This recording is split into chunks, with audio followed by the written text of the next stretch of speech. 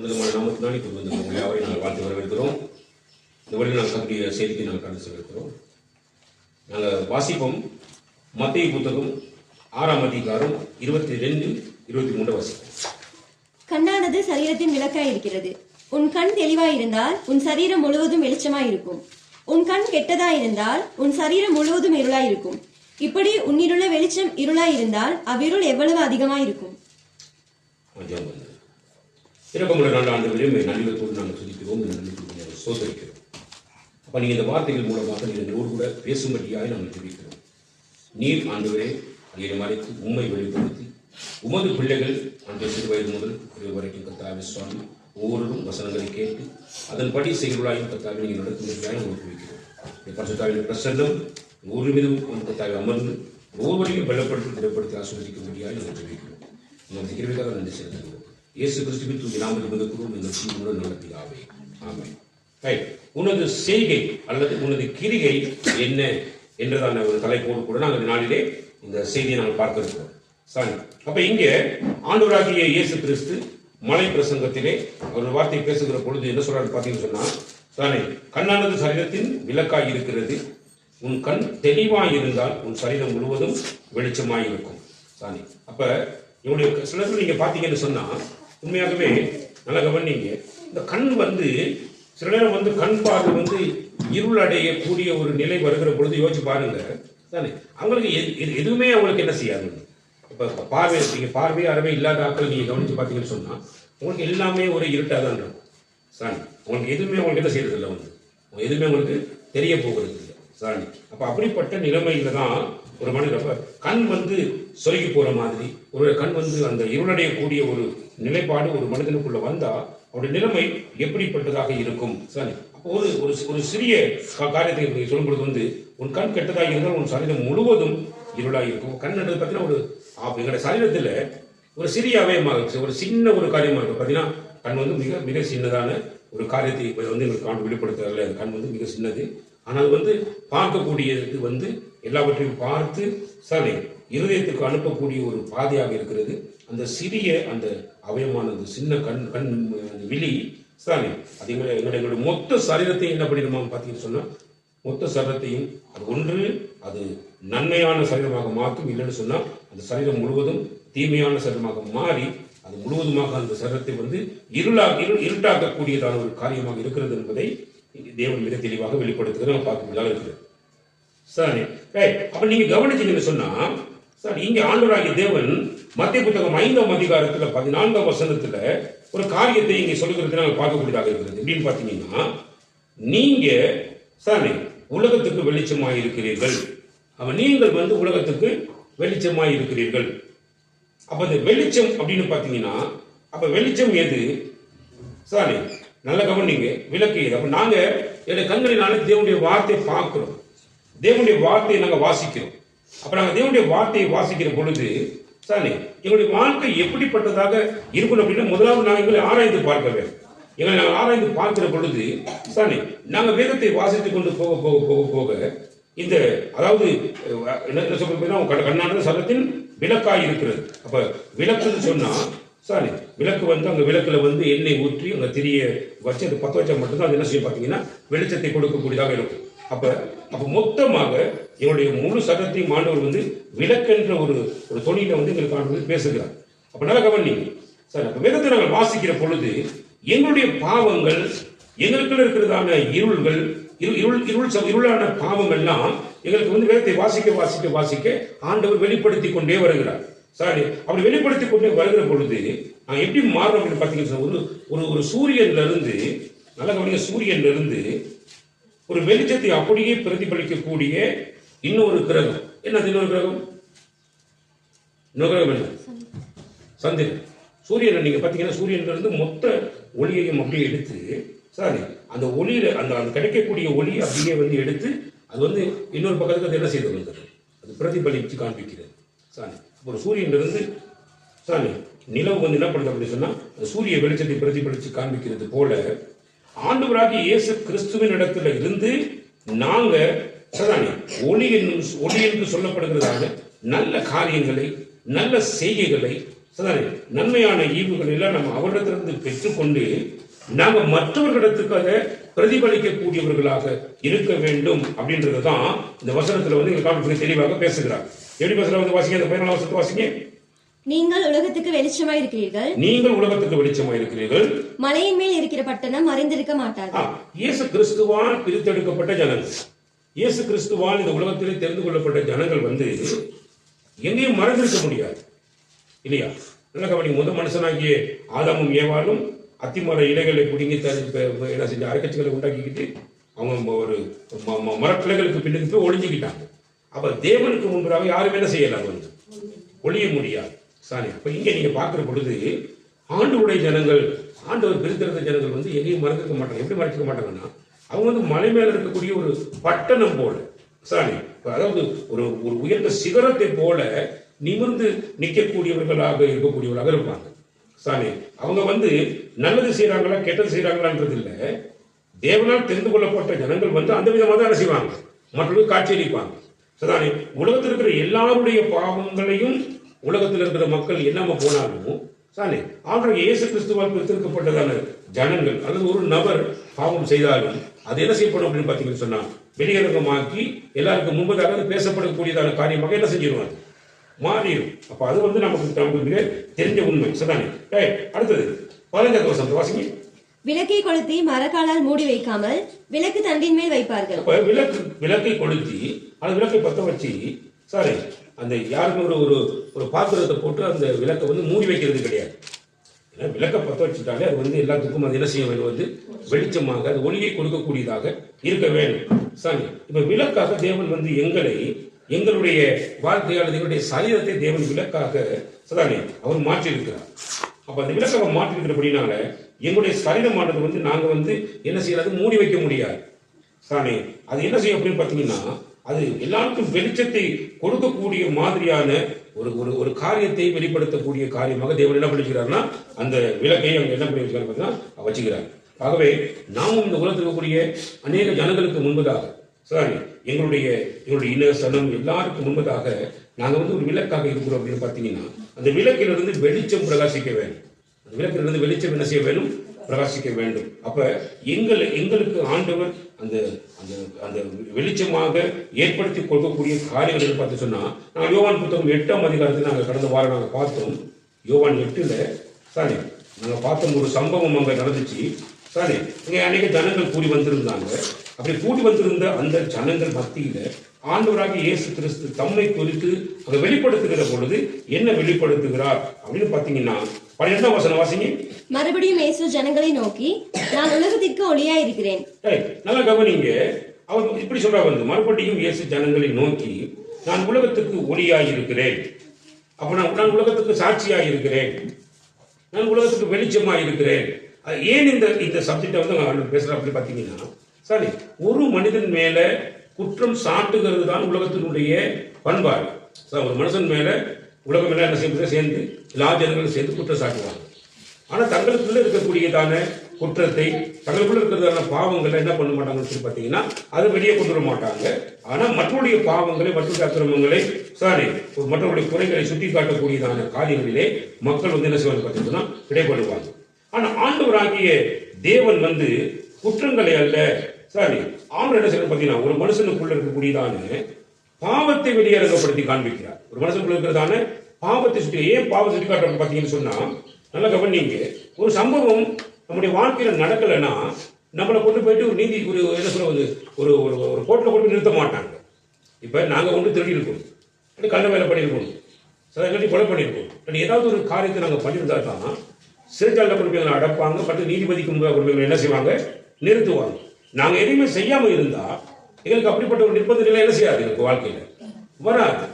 Sorry, அப்ப நல்லா கவனிங்க, இப்ப இந்த ஆண்டவராகிய இயேசு கிறிஸ்துவின் இடத்துல கொண்டு வரப்பட்ட இந்த பெண் ஒரு காரியத்தை செய்ததாக அவங்க என்ன பண்றாங்க சொல்லி பாத்தீங்கன்னா சொல்றாங்க. அப்ப அந்த காரியத்தை செய்ததுனாலதான் அவருடைய வாழ்க்கை வந்து மரணத்தினுடைய விளிம்புல அவங்க நிற்கக்கூடிய ஒரு காரியத்தை நாங்க என்ன செய்யணும் அப்படின்னு பாத்தீங்கன்னா நாங்க பார்க்கிறோம். அப்ப மரணம் என்பது அல்லது மரணத்துக்கு ஏதுவான வியாதி அல்லது மரணத்துக்கு ஏதுவான பிரச்சனைகள், மரணத்துக்கு ஏதுவான போராட்டங்கள் ஒரு மனிதனுடைய வாழ்க்கையில வருது அப்படின்னா அவனுடைய செய்கை அல்லது அவனுடைய கிரியை சரி ஒரு மோசகரமான காரியமாக இருந்தால் மாத்திரம்தான் அந்த காரியம் அங்க நடைமுறைக்கு வருமே தவிர, இல்லாட்டி மரணத்துக்கு அதுவான வியாதி, மரணம் சம்பவிக்கக்கூடியதான காரியங்கள் சரி இது என்ன செய்யுதுன்னு பாத்தீங்கன்னா ஒரு மனுஷனுக்கு என்ன செய்யாது, வராது. அப்போ ஒரு கிரியை இருக்கிறது. அப்ப இந்த பெண்ணிடத்துல பார்க்கும் பொழுது அவர் விபச்சாரம் செய்தார் என்று சொல்லி அந்த ஒரு கிரியை அங்க காண்பிக்கிறாங்க.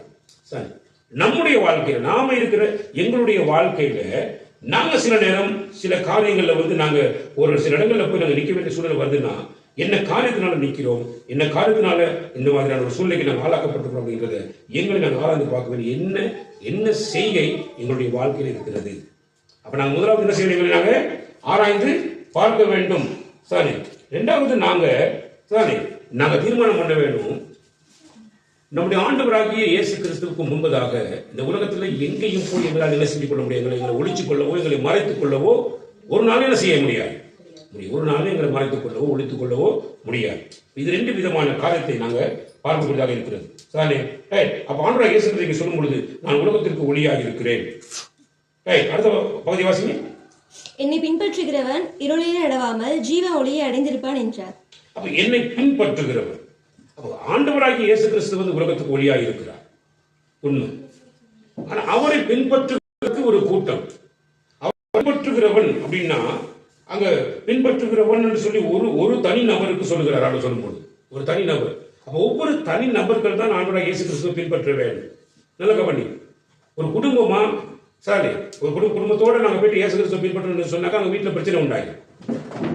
சாரி, ஒவ்வொருத்தரும் ஒவ்வொரு விதமான கேள்விகள் எழுப்புவாங்க நம்மகிட்ட.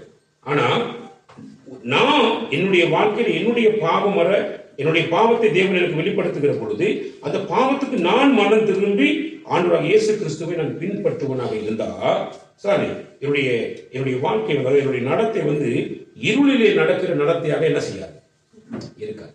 இருள்ல நடக்க மாட்டேன். இயேசு கிறிஸ்துவ பின்பற்றுகள் வந்து என்ன செய்ய மாட்டாங்க, இருள்ல நடக்க மாட்டாங்க. ஏன் இவ்வளவு நடக்க மாட்டாங்க அப்படின்னு சொல்லி பாத்தீங்கன்னா, அது மொத்தமா என்னத்தை அடைந்திருப்பான் அப்படின்னு பாத்தீங்கன்னா, ஒளியை அடைந்திருப்பான். ஒளி அவனுடைய வாழ்க்கையை பிரகாசித்திருக்கும். ஆகவே அவனுடைய நடை சதானே அது ஜீவனை நோக்கி போகக்கூடியதான நடையாக என்ன செய்யணும் பாத்தீங்கன்னா இருக்கும். அதுதான் இங்கே ஆண்டவராகிய இயேசு கிறிஸ்து வந்து இங்க எல்லாருடைய முன்னிலையிலே சொல்றாரு வந்து அவ்வளவு பேர் நிற்கும் சொல்ல வந்து சதானே உலகத்துக்கு நீங்க எல்லாரும் பாவம் செஞ்சிருக்கிறீங்க அப்படின்றதுக்கு அடையாளம் நீங்க ஒருத்தர் கூட இந்த இடத்துல நிக்காம அவ்வளவு பேரும் போய் சேர்ந்துட்டாங்க. சாரி, நான் மட்டும்தான் இங்க நிக்கிறேன் அப்படின்னா என்ன அர்த்தம் அப்படின்னா, நான் வந்து பாவத்தை வந்து உங்களுக்கு என்ன செய்யணும் வந்து பாவத்தை கண்டித்து உணர்த்துகிறேன். பாவத்தை உங்களுக்கு என்ன செய்யறேன், நான் வந்து வெளிப்படுத்துகிறேன். உங்களுக்குள்ள பாவம் இருக்கிறது அப்படின்றத உங்களுக்கு வெளிப்படுத்துகிறேன் அப்படின்ற ஒரு காரியத்தை கர்த்தர் என்ன செய்யணும் பார்த்தீங்கன்னா வெளிப்படுத்த. மற்றும் அது மட்டும் இல்லாம இந்த உலகத்தில் இருக்கக்கூடிய சகல விதமான ஜாதிகளுக்குமே சரி அதாவது ஜீவனை அடையக்கூடிய ஒரு ஒரு ஒரு வழி கிடைக்கணுமான்னு சொல்லி பார்த்தீங்கன்னா, அந்த வழி இயேசு கிறிஸ்துவை பின்பற்றுகிறது கூடாக மாத்திரமே அல்லாமல் வேற எந்த நபரை பின்பற்றினாலும் என்ன செய்ய போறது இல்லை, கிடைக்க போறது இல்லை. அப்ப எந்த நபர்னு பார்த்தீங்கன்னு சொன்னப்ப நீங்க பார்த்தீங்கன்னா சாரி இன்னைக்கு உலகத்தில் அநேக விதமான மதங்கள் இருக்கிறது, மத வழிபாடுகள் இருக்கிறது. இத்தனை மத வழிபாடுகள்லையும் அவங்களும் ஒவ்வொரு அந்த தெய்வங்களுடைய பெயர்களை சொல்லும் பொழுது ஒவ்வொரு தனித்தனி நபர்களாகத்தான் இருக்கிறாங்க. அந்த நபர்களை தான் அவங்க பின்பற்றுறாங்க. ஆனால் இங்க ஒளி என்று சொல்லுகிறதான அந்த ஜீவ ஒளி, அந்த ஒளி உள்ள வாழ்க்கை ஆண்டவராகிய இயேசு கிறிஸ்துவை பின்பற்றுகிற ஒரு மனிதனுடைய வாழ்க்கையில மட்டும்தான் இருள் அவனை பற்றி கொள்ளாது, இருள் அவனை சூழ்ந்து கொள்ளாது, இருள் அவனை மேற்கொள்ளாது அப்படின்றத என்ன செய்யறாங்க வந்து மிக தெளிவாக இங்கே சொல்லுகிறார். நல்ல கவனி. அப்ப பிலிப்பியர் புத்தகம் 1 அதிகாரம் 5வது வசனத்துக்கு வாசிங்க. உங்களில் நற்கிரியை தொடங்கினவர். நல்ல கவனிங்க. சாரி, மனுஷர்களுக்குள்ள வந்து நல்ல கிரியைகள் அப்படின்றது வந்து ரொம்ப அரிதியாக இருக்கும். ஒரு மனுஷனுக்கு வந்து நல்ல கிரியைகளை பார்க்கறதுக்கு ரொம்ப அரிதியாக இருக்கும் சாதாரண. ஆனா ஆண்டவராகிய இயேசு கிறிஸ்து இந்த உலகத்தில் இருக்கையில் எங்களுக்கு ஒளியாய் இருக்கிறேன். நான் உலகத்திற்கு ஒளியாய் இருக்கிறேன். அப்ப உலகத்துக்கு ஒளியாக இருக்கிறப்ப எங்களுக்கு அவர் ஒளியாக இருக்கிறார். ஒளியாக இருந்தா சாரி நாங்க வந்து என்ன பண்ணுவோம் அப்படின்னு பாத்தீங்கன்னா, அந்த ஒளி வந்து பிரதிபலிச்சு காண்பிக்கக்கூடிய அப்படின்னா சூரியன்ல இருந்து நிலவு வந்து என்ன பண்ணுது அப்படின்னு சொன்னா சூரிய ஒளி எங்களுக்கு பிரதிபலிச்சு காண்பிக்கிற ஒரு பெரிய செய்கையை அது செய்து கொண்டிருக்குது. அது எங்களுக்கு எப்பயுமே செஞ்சு கொண்டிருக்குது. அது ஒரு கிரியை செய்து கொண்டிருக்கிறது அல்லது ஒரு வேலை செஞ்சுக்கிறது. அதே மாதிரி இயேசு கிறிஸ்துவை விசுவாசிக்கக்கூடிய ஒரு மனிதன் அப்படின்னா, இங்க இருக்கிற நபர்களை நம்ம எல்லாம் இயேசு கிறிஸ்துவை விசுவாசிப்போம் அப்படின்னா எங்களுக்குள்ள ஒரு செய்கை நடப்பிக்கப்பட வேண்டும். அதாவது நாங்க ஒரு காரியத்தை செய்து கொண்டிருக்கிறவர்களாக இருக்கிறோம். எப்படி ஒரு சூரியனிலிருந்து நிலவு வந்து அங்க வந்து அந்த ஒளியை அங்க பெற்றுக்கொண்டு நமக்கு பிரதிபலிக்கிறதோ, அதை அப்படியே பிரதிபலித்து அந்த வேலையை செஞ்சு கொண்டிருக்கோ, அது மாதிரி நாமளும் அப்படிப்பட்ட வேலையை செய்து கொண்டிருக்கிறவர்களாக என்ன செய்ய வேண்டும்? நாங்கள் இருக்க வேண்டும். சரி, அப்ப நாங்க எப்படியான வேலைகளை செஞ்சுட்டு இருக்கிறோம் அப்படின்னு பாத்தீங்கன்னா, நல்ல கிரியைகள் அப்படின்னா நல்ல செயல்பாடுகள், நல்ல செயல் எங்க இருந்து கிடைக்கும் மனுஷனுக்கு அப்படின்னா, வாசிங்க, உங்களின் நற்கிரியைகளை தொடங்கினவர் அதை இயேசு கிறிஸ்துவின் நாள் பரியந்தம் நடத்தி வருவார் என்று நம்பி. நல்ல கவனிங்க, உங்கள் நற்கிரியைகளை தொடங்கினவர். தொடக்கம் அப்படின்னு பார்த்தீங்கன்னா, நல்லதாக எங்களுடைய கிரியைகள் எல்லாம் பொல்லாததாக இருந்தது. இப்ப நீங்க உதாரணத்துக்கு பார்த்தீங்கன்னு சொன்னா, இயேசு கிறிஸ்துவை விசுவாசிப்பதற்கு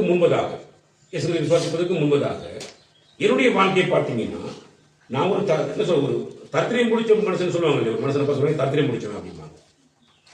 தரித்திரம் பிடிச்ச ஒரு மனுஷன் எப்படி இருப்பானோ அப்படித்தான் என்னுடைய லைஃப் இருந்துச்சு. சார், இந்த லைஃப் வந்து பல மோசமான ஒரு சூழ்நிலை இருந்துச்சு. அப்படி இருக்கிற போது எனக்கு ஆண்டவர் இயேசு கிறிஸ்துவை விசுவாசிக்காத காலப்பகுதி. அப்ப நானும் பல நபர்களை பின்பற்றி வந்த ஒரு மனுஷன் தான். நான் அநேக தெய்வ வழிபாடுகளில் ஈடுபட்டு தான் இருந்தேன். நல்ல பக்தியோடு கூட செயல்பட்டு கொண்டு இருந்தேன். ஆனா என்னுடைய வாழ்க்கையில் இருந்த தரித்திரம் என்னை விட்டு என்ன செய்யறேன்?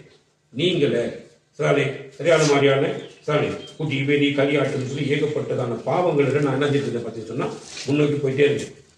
அப்ப இப்படியே போய்கிட்டு இருக்கிற நேரம் சாலை என்னுடைய பாவம் எனக்கு பெருகி வந்து கொண்டிருந்த அந்த கால பகுதியில வேதத்தை வாசிக்கும் பொழுதுதான் தெரியும் எனக்கு வந்து பாவம் பெருகுது, தேவ பெருகுது அப்படின்னு சொல்லி.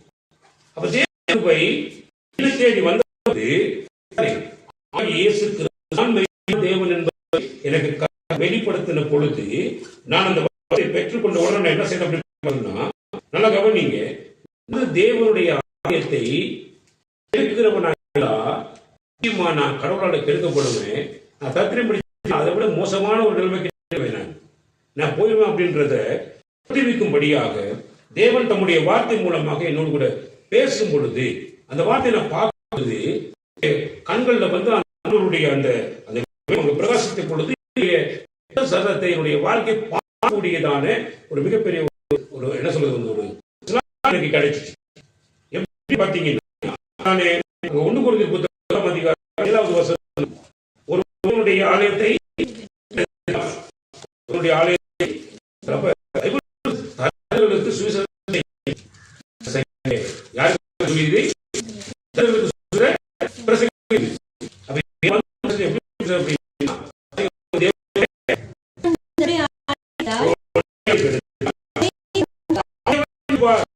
ஒரு ஆச்சரியம் என்ன பார்த்தீங்கன்னா, தேவன் வந்து தேவ ஆணையத்தினா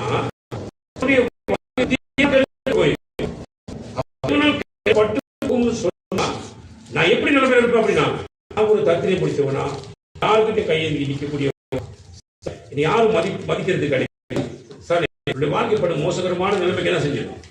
அது மட்டும் இல்லாம பாவத்தின் விளைவாக நிச்சயம் என்ன செய்வேன், மரண வாசல் செய்வேன். நான் போயிட்டு நரகம் என்பது மரணத்தினுடைய அந்த நரக வாசலில் போய் நிற்கக்கூடிய ஒவ்வொரு மனிதனும் யாரை பார்த்தீங்கன்னா, அவங்க மரணத்தை எதிர்நோக்கி மரணத்தின் விளிம்பு அந்த நரகத்தின் வாசல் மரணத்தின் விளிம்பு. அப்படி என்ன யோசிச்சு, ஆண்டவரே இப்படிய காரியம் வாழ்க்கையில் நடந்தா சார் என்னுடைய யாருடைய வாழ்க்கையும் ஒரு போது எங்க மீண்டும் பார்த்தீங்கன்னா இடத்துக்கு மீண்டு வர முடியாதுன்றத முற்றிலுமாக நான் உணர்ந்த பொழுது நான் கூடாது. ஏன்னா எனக்குள்ள தேவ ஆவியானவர் வாசம் பண்ணுகிறதை நான் உணர்ந்து நடக்கணும். அப்படின்னா என்னோட பாவம் இல்லாம என்ன செஞ்சிடும், காத்துக்கொள்ள என்ன செஞ்ச அப்படின்னு பாத்தீங்கன்னா, ஆண்டவரே நீங்க வந்து சொல்லி நீங்க ஆலயம் அப்படின்னா என்ன நான் உங்களுக்கு ஆலயம் கொடுக்கிறேன்னு சொல்லி ஆண்டவர் போது நல்ல அன்றிலிருந்து ஆண்டவனுடைய வாழ்க்கையை கொஞ்சம் என்னால விளங்கிருங்க.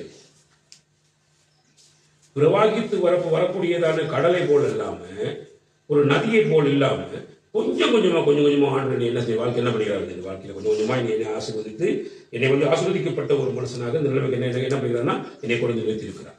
இதுக்கு காரணம் சார் என்ன அப்படின்னு பார்த்தீங்கன்னா, தேவனுடைய சத்தத்தை கேட்ட பொழுது, தேவனுடைய சத்தத்தை வாசித்த பொழுது உடனடியாக அது எனக்குள்ள இருந்த எனக்கு என்ன செஞ்சிச்சு? எனக்கு சுட்டி காண்பிச்சிச்சு. இருளை சுட்டி காண்பிச்சு. அப்ப இருளை சுட்டி காண்பிச்ச பொழுது இருளை விட்டு வெளிச்சத்துக்கு வர கர்த்தர் செய்தார். நிமித்தமாக கர்த்தர் என்ன பண்ணிக்கிறார் பார்த்தீங்கன்னா, என்னை என்ன செய்ய ஆசீர்வதித்து இருக்கிறார்.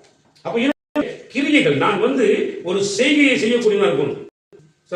ஒரு டோர்ச்சில நீங்க டோர்ச் கையில வெற்றி போட்டு டோர்ச் கையில இருக்கும். டோர்ச்சில டோர்ச் அடிச்சோன்னு வெளிச்சம் என்ன பண்ணுது? வெளிச்சம் சேரும், போய் சேரும்.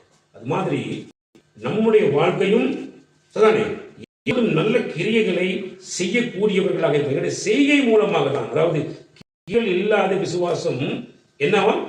செத்ததா இருக்கும். நான் கடவுளை விசுவாசிக்கிறேன், ஏசப்பா விசுவாசிக்கிறேன், ஏசப்பா பின்பற்றேன்னு சொல்லி சொல்றதுல வேலை இல்லை. நான் கிரியை செய்யலைன்னா என்னுடைய விசுவாசம் செத்து போனதாவே இருக்கும். அப்ப கிரியைகள் இருக்கு.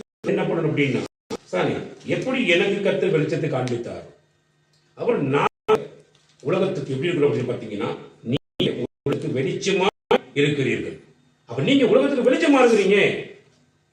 உங்க வெளிச்சத்துல தான் அநேக போறாங்க, தங்களுடைய தாங்க இருக்கிறோங்கிறத போறாங்க.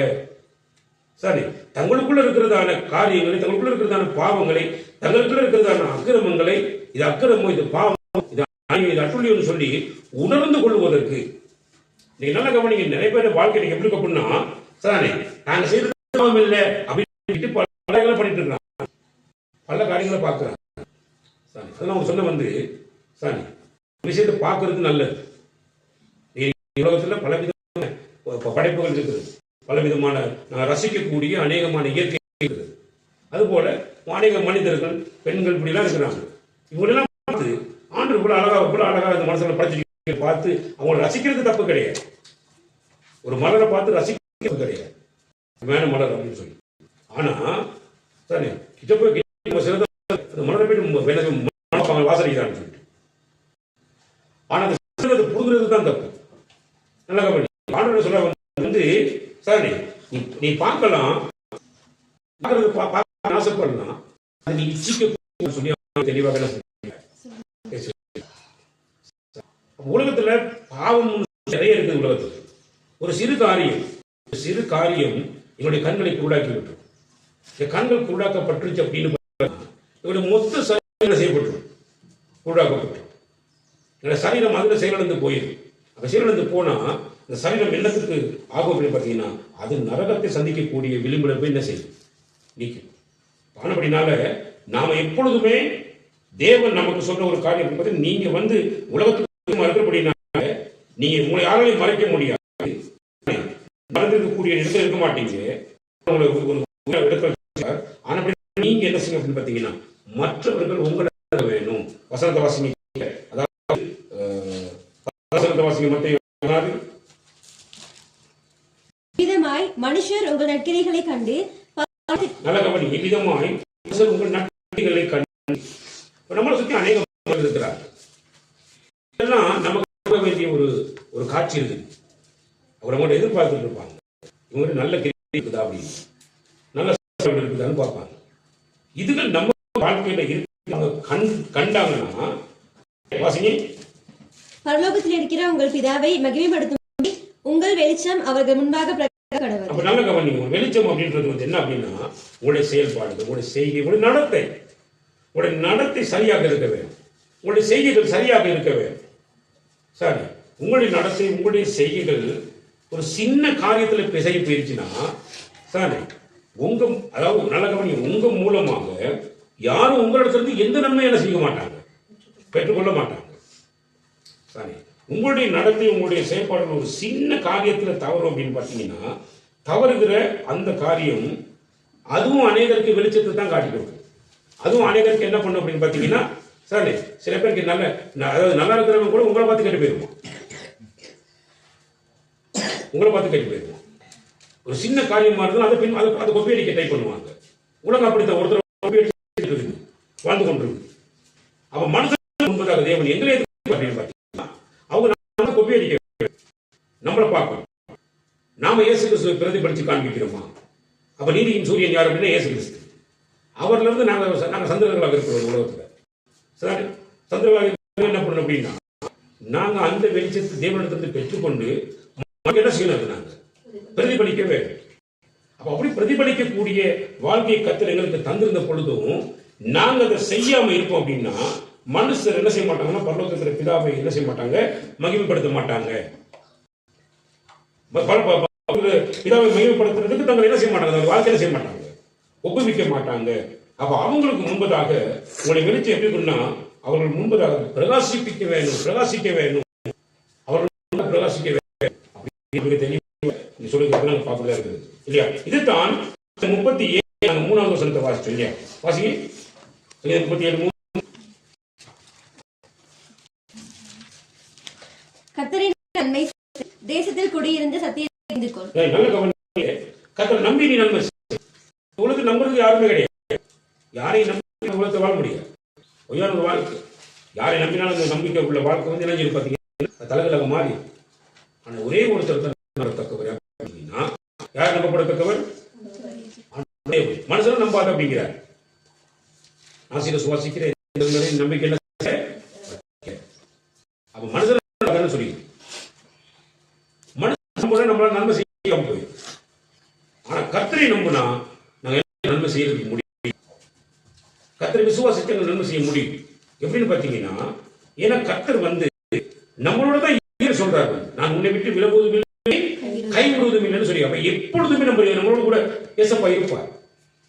மனுஷன் நம்மளோட இருக்கவே மாட்டான். அப்பா அம்மா எல்லாம் இருப்பாங்க, ஒரு குறிப்பிட்ட காலம் போது அவங்க போய் சேர்ந்து. எத்தனை உறவுகள் எங்களை சுற்றி இருந்தா அத்தனை உறவுகளும் எங்களை ஒரு நாள் என்ன போய் கர்த்தர் எங்களுடைய இந்த உலகத்தில் இருக்கக்கூடிய எங்களுடைய ஆயுசு முடியும் கர்த்தர் எங்களோடு கூட சொன்னா அவர் நம்மளை விட்டு ஒருபோது என்ன செய்யும், விலக இருக்கிறார் அப்படின்ற அந்த முழுமையான நம்பிக்கை விசுவாசம் நமக்குள்ள இருந்துச்சுன்னா நம்ம நன்மையை அதிகமா என்ன பண்றோம், செஞ்சுக்கிட்டே நம்ம நன்மை செய்யலாம். அடுத்தது, தேவன் நமக்கு கொடுத்திருக்கிற தேசத்துல சத்தியத்தை, இந்த வீட்டுக்கு மேல கூரை இல்லைன்னா வீடா இருக்காது. அந்த கூரை இருக்கும். அப்பதான் அந்த வீட்டுக்கு அம்சமான ஒரு அந்த வீடுன்னு ஒரு அம்சம் என்ன செய்ய அது கிடைக்கும். அது மாதிரி தான் நம்முடைய சத்தியத்தை வந்து நாம ஒரு கூரையை போல மேய்ஞ்சு, அப்பதான் கர்த்தர் பார்த்தீங்கன்னா எங்களுடைய மிகுந்த மணமகள் தருவார். அடுத்து நீங்க சொன்னா இப்ப உங்களை உலக வெளிச்சமா வச்சிருக்கிறாரு. நீங்க உலகத்தில் இருக்கக்கூடிய ஜனங்களுக்கு நீங்க வெளிச்சத்தை வந்து பிரகாசிக்க வேணும் அப்படின்னு தான் சொல்றாரு. மட்டும் இல்லாம அவர் உலகத்தில் இருக்கும் பொழுது சொன்னார், நான் உலகத்துக்கு ஒளியாக இருக்கிறேன், என்னை பின்பற்றுகிறவன் இவருடைய ஒருபோது என்ன செய்ய மாட்டான், நடக்க மாட்டான், அவன் ஜீவன் செஞ்சிருப்பான், அடைந்திருப்பான் அப்படின்ற ஒரு காரியத்தை மாணவர்களுக்கு தெளிவாக சொல்லுகிறார். ஆகவே நீதி ஒரு நீதி ஸ்தானத்துல ஒருத்தர் நின்று குற்றவாளியா கூப்பிட்டு, நீ ஒரு குற்றவாளி, நீ ஏமாற்றுக்காரி, ஒரு பொய்க்காரன், நீ ஒரு உட்பட்ட ஒரு மனிதன் சொல்லி சொல்வார்கள். ஒரு மனிதனுடைய சரியாக இருந்தா அவங்க ஒரு நியாயத்தை செய்யக்கூடிய ஒரு என்ன சொல்றது, ஒரு மேடையில வந்து அவசியம் இல்லை. பானபடினால இயேசு சொல்லி ஏன்னு சொல்றாரு பார்த்தீங்கன்னா, பாருங்க எல்லாரும் வந்து நின்று கல்லெடுத்து கொள்ளும்போது நின்று இருந்தாங்க. நான் இந்த இடத்துல உட்காந்து அமர்ந்து இதெல்லாம் பார்த்துட்டு இருந்தேன். சதானி, என்னிடத்துல பாவமும் இல்லை, அப்படினால பாவம் இல்லாத நான் ஆக்கினைக்குள்ளாக தீர்க்க அப்படி நானும் உன்னை என்ன செய்ய மாட்டேன், தீர்க்க மாட்டேன்னு சொல்லி பாவியான அந்த பெண்ணை ஆண்டவர் சொல்லி ஆண்டவர் என்ன சொல்ற பத்தி சொன்னா, சதானி இனி இந்த மரணத்தின் விளிம்புல நிற்கவே அந்த பாவம் வாழ்க்கை என்ன செய்யக்கூடாது, இருக்கக்கூடாது. மரணத்தின் விளிம்புல இருக்கக்கூடாது, நிற்கக்கூடாது, செய்ய வேண்டிய ஒரே செய்யாத, பாவம் செய்யாத அப்படின்னு சொல்லி அந்த பெண்ணை அவர் அனுப்புகிறதை நாங்கள் பார்ப்பதாக இருக்கிறது. சாணி செய்கை என்பது செய்தால் மரணத்தின் விளிம்புல கட்டாயம் ஒரு மனுஷன் நன்மை செய்தால் அவன் எங்க நிற்பான், நன்மை செய்கிறவன் நன்மை செய்கிறவன் எங்க இருப்பான்னா அவன் பரலோகத்தின் வாசல்ல நிற்பான். சாரி, நன்மை செய்ய பரலோகத்தின் வாசல்ல நிற்ப செய்கிறவன் நரகத்தின் வாசல்ல போய் நிற்பான். சாரி, அப்ப அந்த விளிம்பு அப்படின்றது விளிம்பு உங்களுடைய வாழ்க்கை நீ என்ன செய்ய வேணும் அப்படின்னு சொல்லி பாத்தீங்கன்னா வேணும். அடுத்து நீங்க மத்திய புத்தகம் 18ஆம் அதிகாரத்துக்கு நீங்க திரும்புவீங்கன்னா, மத்திய புத்தகம் 18ஆம் அதிகாரத்துக்கு நீங்க திருப்பீங்கன்னா 3ஆம் வசனத்தில் வாசிங்க. நீங்கள் பிள்ளைகளைப் போல் ஆகாவிட்டால் பரலோக ராஜ்யத்தில் பிரவேசிக்க மாட்டீர்கள் என்று மெய்யாகவே உங்களுக்கு சொல்லுகிறேன். பிள்ளைகள் அப்படின்னு சொல்லி பாத்தீங்கன்னா, இப்ப இந்த பிள்ளைகள் சிறு வயது பிள்ளைகள், இந்த பிள்ளைகள் இடத்துல இந்த பாவங்கள், அக்கிரமங்கள், இந்த அநியாயங்கள் எல்லாம் நீங்க பார்க்க முடியாது. சிறு பிள்ளைகள் அதெல்லாம் பார்க்க முடியாது. அப்ப நீங்க மனம் திரும்பி பிள்ளைகளை போல அப்படின்னு என்ன பாத்தீங்கன்னா, பெரிய பெரிய வயது முதிர்ந்தவர்கள் வந்து இருக்கலாம். ஆண்டவராகிய தேவனுடைய வார்த்தையை கேட்கும்படி உட்கார்ந்து நம்ம எல்லாரும் சின்ன எப்படி ஒரு விஷயத்தை கற்றுக்கொள்கிறதுக்கு உட்கார்றதோ, அப்படி கற்றுக்கொள்கிறதுக்கு உட்கார்றது போல நாமளும் திரும்பி அப்படி உட்கார்ந்து இதுவரைக்கும் நடந்து வந்த பாதை அல்ல, தேர்ந்தெடுத்து செஞ்சு வந்த காரியங்கள் அல்ல, இப்ப இயேசு கிறிஸ்து நமக்கு என்ன பண்ணுகிறாரோ அந்த போதனை கேட்டு அதன்படி நடக்கணும்ன்ற எதிர்பார்ப்போடு கூட உட்காருகிறதான மாணவ செல்வத்தை போல நமக்கு என்ன செய்யப்பட சிறு பிள்ளைகளை போல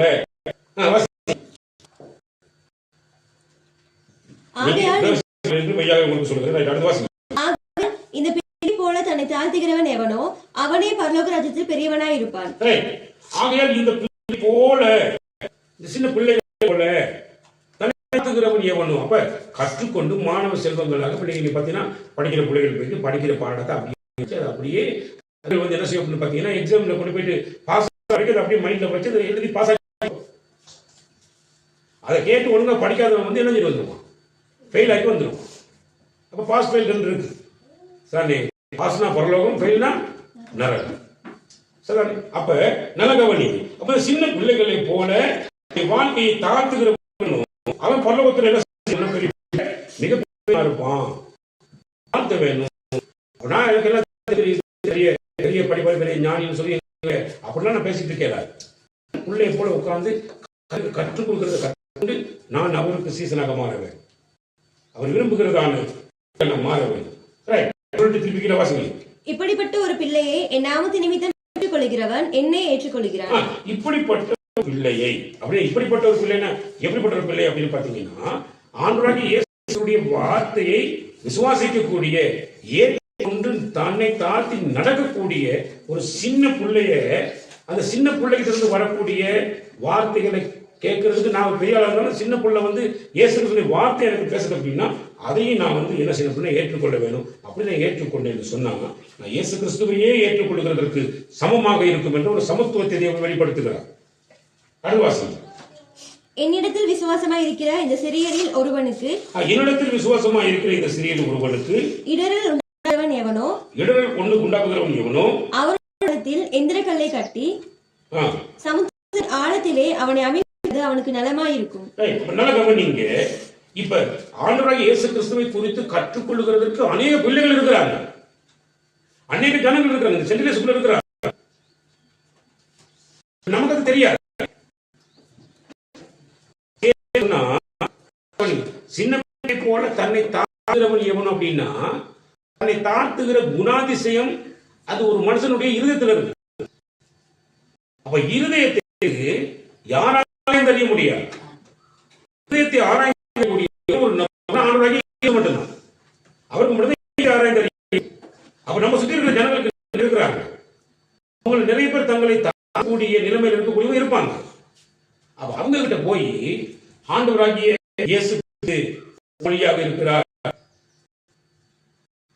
நீங்க அவரை பின்பற்றினா ஜீவ ஒளியை அடைஞ்சீங்கன்னு சொல்ற ஒரு விஷயத்தை நாம நாமளே அவர்களுக்கு உண்டு பண்ணக்கூடியவர்களாக இருக்கும். பாத்தீங்கன்னா யாரு நாமளே அவர்களுக்கு இடையூறாக இடரலை உண்டவர்களாக இருப்போம் அப்படின்னு பாத்தீங்கன்னா, சானே ஆண்டவர் நம்மை அருவருக்கிறவராக இருக்கிறார்.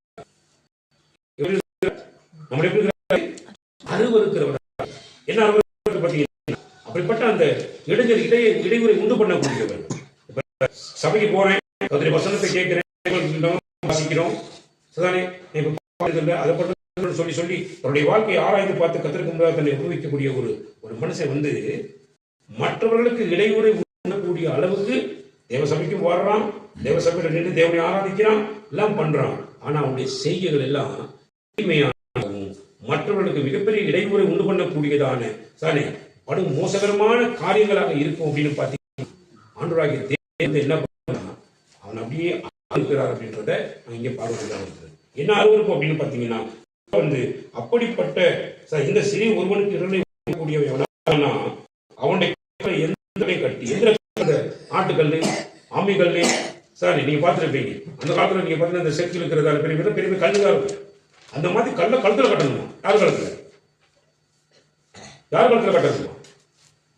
தேவனுடைய ஆமா தேவனுடைய அதாவது தேவனை விசுவாசித்து அவரை ஏற்றுக்கொண்டு தங்களை வந்து சிறு பிள்ளையை போல தாழ்த்தக்கூடிய இருதயவர்கள் வந்து ஒருவேளை நம்மளை சுற்றி அப்படிப்பட்டவர்கள் அந்த காரியத்தை ஏற்றுக்கொள்ள முடியாத அளவுக்கு நம்முடைய செயல் நம்முடைய மோசமானதாக இருப்போம்னா அது அவங்களுடைய விடுதலைக்கு இடையூறாயிரும். அப்படிப்பட்ட இடையை உண்டு பண்ணக்கூடிய அவனை பண்ணுமா கட்டி போடணுமா? எந்த கல்வி என்ன கல்வி? ஆட்டுக்கல்வி அம்மிக்கல் பார்த்துக்க இப்ப எல்லாம் மெஷின்ல வந்துருக்கு. முன்னால என்ன இருந்துச்சு? ஆட்டுக்கல் திருவக்கல் அந்த கல் ஏற்பட்ட கல்கள் இருந்துச்சு. இந்த கல் அப்படியே கழுத்துல கட்டி எங்க அமுக்கன் மாவன சமுத்திர ஆழத்தில் அமைத்து போடுறேன். ஏன் அப்படின்னா அப்படிப்பட்டவன்ல அந்த பொடி கூட அவனுடைய சரீரம் கூட தண்ணிக்கு மேல வந்து என்ன செய்யக்கூடாது சாரி அப்படி நடக்கக்கூடாது. ஏன்னா அவனை ஆண்டு வந்து ஆண்டுக்கு என்ன செய்யறவன் மனுஷர்களை ஆண்டு எங்களுடைய செய்கை நல்ல எங்களுடைய செய்கை எங்களுடைய நடத்தைகள் எப்படி இருக்கணும் அப்படின்னு பாத்தீங்கன்னா இயேசு கிறிஸ்துவ தெரியாம நிறைய பேருக்கு தெரியாது. நிறைய பேர் தெரியாது. மலர் ஹஸ்பண்ட் கூட தெரியும் இயேசு கிறிஸ்து எப்படிப்பட்டது. ஆனா இவர் தான் தெரிய வருகிற பொழுது தன்னை அவர் தாழ்த்த வேண்டும். தன்னை தாழ்த்தி ஒரு சிறு பிள்ளையை போல தன்னை தாழ்த்தக்கூடிய குணாதிசயம் உள்ள ஒரு குணாதிசயம் ஒருவேளை அவர்கிட்ட இருக்கும். அது எங்களுக்கு தெரியாது. ஆனா நாங்கள் கற்றுக்கொண்டு இங்க எல்லாம் பெற்றுக்கொண்டு போய் எங்களுடைய நடத்தைகள் அப்படின்னா எங்களுடைய செய்கைகள் மிக மோசமான செய்கைகளாக இருந்தா சரி நாங்க என்ன பண்றோம் அப்படின்னா இயேசு கிறிஸ்துவை ஏற்றுக்கொண்டு தங்களுடைய தாழ்த்தக்கூடியவர்களுக்கு விரோதமாக இடையூறாக நம்ம செயல்பட்டு கொண்டிருக்கிறோம். அப்படி செயல்பட்டு கொண்டிருந்தா நம்ம மேல கர்த்தர் பார்த்தீங்கன்னா அவர் ஒரு அருவருப்பான பார்வை நம்ம ஒரு அருவருக்கப்பட்ட மனுஷர்களாக மாறிடும். ஏன் அப்படின்னா ஒருத்தருடைய லட்சியத்துக்கு விரோதமாக ஒரு விடுதலைக்கு விரோதமாக ஒருத்தருடைய சந்தோஷமாக பரலோகத்தை கண்டுபிடிக்கக்கூடிய ஒரு சந்தோஷத்துக்கு விரோதமாக நாம செயல்படுவோமானால் பார்த்தீங்கன்னு சொன்னா கடைசி தொங்கதான் சமுத்திரத்தில் கொடுப்பேன் என்ன பண்ண வேண்டி அமைக்கிற சொல்றேன். நல்லா கவனி. அதனாலதான் ஆண்டு சொல்ற வந்து நீங்க நினைச்சுக்கிறாதீங்க நம்மளும் நினைச்சிடக்கூடாது நம்மளை யாரும் கவனிக்கணும்னு நினைச்சிடக்கூடாது. சரி இப்ப முரளி இருக்கிறாரு நீங்க அங்கிருந்து வரும்போது நீங்க தான் வாரிங்கிறது தெரியுமா தெரியாத பத்தி கேட்கிறவங்களுக்கு தெரியும். இங்க வாரிங்கிறது தெரியும். நிறைய பேருக்கு தெரியும் இங்க தான் போறாங்க அப்படின்னு தெரியும். சரி அப்ப போறாங்க வராங்க. ஆனா இவங்களுடைய செயல்களில் வாழ்க்கையில இயேசு கிறிஸ்துவை பின்பற்றுகிறவர்களாக இருந்தா இவங்க என்ன பண்ணுவாங்க அப்படின்னா ஒளியில நடவாம என்ன செய்வாங்க? ஒளியில நடப்பாங்க. அவங்க ஜீவ ஒளியை என்ன பண்ணிருப்பாங்க? அடைந்திருப்பாங்க. அவ ஜீவ ஒளியை அடைந்திருப்பாங்க என்பதற்கு என்ன அடையாளம் அப்படின்னு பார்த்தீங்கன்னா நாங்கள் நல்ல கிரியைகளை நல்ல செயல்களை செய்யக்கூடியவர்களாக நாங்கள் என்ன செஞ்சிருக்கோம்? மாறிடும். அப்ப நல்ல காரியங்களை செய்யக்கூடியவர்களை நீங்க பார்க்கும் பொழுது அதனால் கிரியைகளை எங்களுக்குள்ள தொடங்கினவர் யார் அப்படின்னா ஆண்டவராகிய இயேசு கிறிஸ்து தொடங்கி வைக்கிறார். தொடங்கி வச்சா அது எது வேலை செய்யறது இயேசு கிறிஸ்துவின் என்னது இயேசு கிறிஸ்து எப்ப வரப்போறாரு வரப்போற நாள் வரைக்கும் எங்களை இந்த நல்ல கிரிகைகளுக்கான பாதையில் கொண்டிருப்பார். அது தெரியும் இல்லை. ஆனா அவர் இருப்பார். அப்படின்னு பாத்தீங்கன்னா சந்திரன் ஒளியை கொடுக்கல அப்படின்னு என்ன அர்த்தம் அப்படின்னா சந்திரன் வந்து ஒளி கிடைக்க என்ன அப்படின்னா சந்திரன் வந்து சூரியனுக்கு என்ன செஞ்சிருக்கு இருப்ப மறைஞ்சிருக்குன்னு அர்த்தம் சதானே. ஆனா சூரியன் வந்து சந்திரன் வந்து கிடைக்குது அப்படின்னா சூரியனுக்கு நிலவு என்ன செய்யுது? தன்னை மறைச்சு வைக்கிறது. அப்படின்னால அந்த ஒளிகளுக்கு என்ன செய்யுது? என்னால அந்த கத்தருக்கு முடியல நல்ல கிரியைகளை செய்ய முடியல நல்ல காரியங்களை பண்ணா என்ன அர்த்தம் அப்படின்னா நான் வேதத்துக்கு விலை வேதத்தை வாசிக்கிறது இல்லை, கர்த்தரை நான் ஆராதிக்கிறது இல்லை, கர்த்தரை நான் பின்பற்றுகிறது இல்லை சானே. அப்ப ஆனபடினாலதான் நான் என்ன பண்றேன் அப்படின்னா என்னால கர்த்தருக்கு முடியல ஆண்டுடைய ஒளியை என்ன செய்ய முடியல மக்களுக்கு என்ன செய்ய முடியல முடியும். அது காரணம் நான் எனக்கு என்னை வைத்திருக்கிறேன். அப்படின்னா நான் மறங்கி இருக்கிறேன், அதனால கொடுக்க முடியும். நீங்கள் செய்ய முடியும், நீங்கள் செய்யும். நான் செய்யறேன் அப்படின்னா நிச்சயமா நானும் தேவனும் ஒன்றோடு ஒன்று என்ன பண்ணிட்டு இருக்கிறோம், இணைஞ்சிருக்கிறோம். அவர் என்னோடு இருக்கிறபடினால நான் நலமானதை என்ன பண்றேன்னா நான் செஞ்சிருக்கிறேன். நல்ல கபடி ஆனபடினால நான் ஆலயத்தை என்ன செய்யறது, நான் கெடுக்க முடியாது. கெடுக்கக்கூடிய கிரியைகள், அந்த கிரியைகள் லைஃப்ல இருக்கு அப்படின்னா நான் தகுதி முடிச்சதுனால தான் இருக்கு. கடைசி வரைக்கும் ஒரு ஆசீர்வாதமும் இந்த வாழ்க்கை என்ன செய்யறது வரப்போறதே. எப்ப நான் எனக்குள்ள இருக்கிறேன் என்று உணர்ந்து நான் அந்த அந்த வாழ்க்கையை நான் கத்திர ஒப்பு கொடுக்கிறோம், அப்ப நான் என்ன செய்வேன் பார்த்தீங்கன்னா நல்லதை செய்ய ஆரம்பிப்பேன். நல்லதை செய்ய ஆரம்பிக்கிறேன் அப்படின்னு பார்த்தீங்கன்னா நல்ல கவனிங்க, அது நல்ல வாழ்க்கை என்ன செய்வது வெளிப்படுத்தி காண்பிக்கும். நல்ல கவனிங்க, நம்மளை சுற்றி இருக்கக்கூடிய உங்களுடைய நண்பர்கள், நண்பிகள், உற்றார்கள், உறவினர்கள், இப்படிப்பட்ட எல்லாருக்கும் இருக்கிறது, எல்லாருக்கும் இதயம் இருக்கிறது. அந்த இருதயத்துக்கள் எல்லாம் சின்ன பிள்ளையை போல தாழ்த்துகிற குணாதிசயத்தை வச்சிருக்கிறார் தெரியாம நீங்க முன்பதாக உங்களுடைய சேட்டைகளை செஞ்சுட்டு இருப்பீங்க அப்படின்னா, உங்களுடைய மோசகரமான கிரிகளை நீங்க வெளிப்படுத்தி கொண்டு இருப்பீங்க அப்படின்னா நீங்க யாரா இருப்பீங்க அப்படின்னா நீங்க ஆண்டவருடைய பிள்ளைகளுக்கு, அதாவது ரட்சிக்கக்கூடிய தேவ பிள்ளைகளுக்கு இடையூறை உண்டு பண்ண இருப்பீங்க. எப்படி நீங்க இருப்பீங்கன்னா உங்களுடைய முடிவு எங்க பார்த்தீங்கன்னா அது போய் சார்ந்து விடும். அதாவது சமுதாயம் என்ன அப்படின்னு பாத்தீங்கன்னா என்னது, இரண்டாம் அக்னியும் கந்தனும் கடலிலே போய் பங்கடைவான். இதான் அவனுடைய தீர்வு. நீங்க நாம ஒவ்வொரு நாளும் ஆராய்ந்து பார்க்க வேண்டும். நம்முடைய கண் கெட்டது என்ன பண்ணும் அப்படிங்கிறத ஆண்டவர் மிக தெளிவாக சொல்லியிருக்கிறார். என்ன சொல்லிக்கிறாரு, உன் கண்ணானது சரத்தின் விளக்காய் இருக்கிறது. உன் கண்ணு கெட்டதாக இருந்தா உன் சரத்தை முழுவதும் என்ன பண்ணி விட்டுருவாங்க, கெட்டதாக்கி. சரி, அப்ப உன் சரம் எப்படிப்பட்டதா இருக்கணும், உன் கண்ணு எப்படிப்பட்டதா இருக்கணும், நல்லதாக இருக்கும். சரி, நல்லதாக இருக்கும். அப்பதான் ஆண்டவர் என்ன செய்வாங்க, நாங்க கண்ணு இழந்துட்டோமோ மொத்தம் அடுத்து நாங்கள் எல்லாருடைய பார்வையிலையும் குருடர்களுடைய பேரெடுக்கிறவர்கள் மட்டுமில்லை, சரி மற்றவர்களுடைய உதவி இல்லாம ஒரு அடிக்கூட எடுத்து என்ன செய்யல வைக்க முடியாம போய். சரி, அதனாலதான் ஆண்டவரின் நாட்கள்ல பேசி வார்த்தைகள் தான், 2 வார்த்தைகள் மூலம் நிறைய விஷயங்களை பேசுகிறார். உனது செய்கை அல்லது உனது என்ன அப்படின்னு நீ உன்னை ஆராய்ந்து பார். ஆண்டவர் முடியாது, மறைத்து நீ கர்த்தரில செய்யக்கூடிய இருக்க வேண்டுமாக இருந்தால் நீ ஆண்டவராக இயேசு பின்பற்று. அப்பொழுது நீ ஜீவ ஒளியை அடைந்திருப்பாய். கர்த்தர்